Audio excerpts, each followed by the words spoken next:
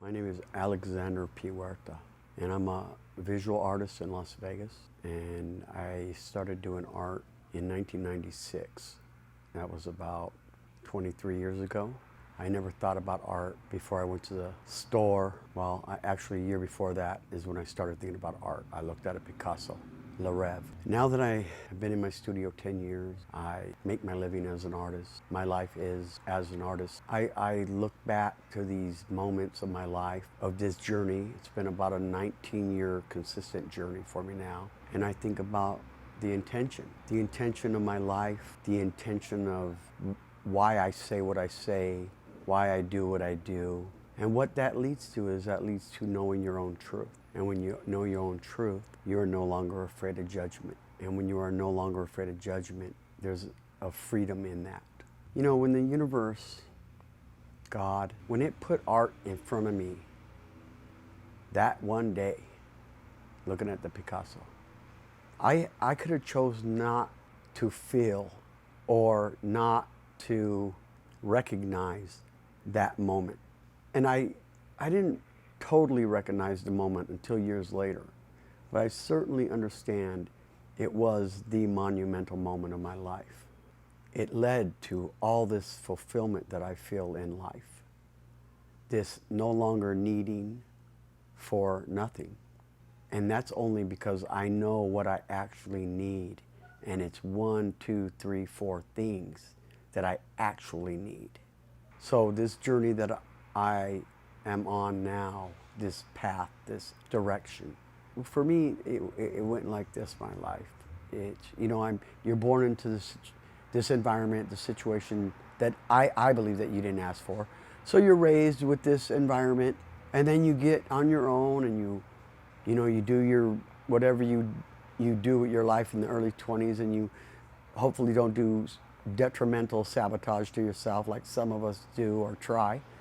And then, you start thinking about time around 30-ish, 35, and you think about what am I doing? What is it for? What does it mean? And these things, those deep questions, lead you either to a discovery, a greater understanding of the human experience, or you're too lazy to do the work and it's not that interesting to you, and you just keep doing the same repetitive, what I like to call flailing at life. So when you seek inward, when you look inward and you discover all that who this is of what was created, you get to this point where you know yourself so well, and you create, you know who you are, so you create your days out of love, not fear. And when you do that, that means that you're at a point in your life where you've found this center, this balance, this harmony, what I like to call the exhale. Okay, you've found that, and I certainly have found that through art and God and self. So, and once you get there, you're no longer flailing at life. Paying the bills, feeding the kids, fixing the car, helping your family, all these things, and you're free to embrace. Your arms are not flailing, they're free to embrace. And I've come to the realization for myself that that is what it's all about. It's about love. The human experience is about love. It's Occam's razor. My friend Miguel taught me that 5-6 years ago. Don't complicate it so much. It's just about love for your fellow man. What I know is that it's been a development and analyzation of inside, no longer outside. Not too worried about what that shell looks like anymore. More about, am I getting the most out of the minutes of my life in an authentic way? Meaning, you look at your wants and needs, you look at your stimulations. And when I was a young man, stimulation was hanging out, talking to a pretty girl, going to a baseball game, a football game, those kinds of things. And as I went inward, I discovered a deeper me, a deeper self a deeper self, not a deeper me, a deeper self. This journey that leads to really has nothing to do with any other human. So, meaning it has nothing to do with anything on the outside of me. So all the discovery and analyzation is going on inside, and the answers are only for me and my Creator. So with that thought, I can look at the truth of that. It's not on display, so I can really look at the truth of who I am and what I am. And you know, everybody has flaws. Everybody has really wonderful things about them. So I realized that some of the things that I did, some of the choices I made enhanced my flaws as a human, such as I'm an alcoholic. So I stopped drinking 19 years ago because I didn't like the way it was enhancing this flaw of who I was, and that's the memory I was leaving with people, and that's not how I want to present myself no longer. Getting back to the needs and the wants. Need, what I discovered is I need health, I need shelter, and I need food.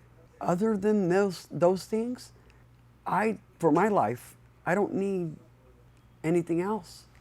I absolutely love my studio for 10 years, and without it, I would be a little bit lost, no doubt, about what to do with my day.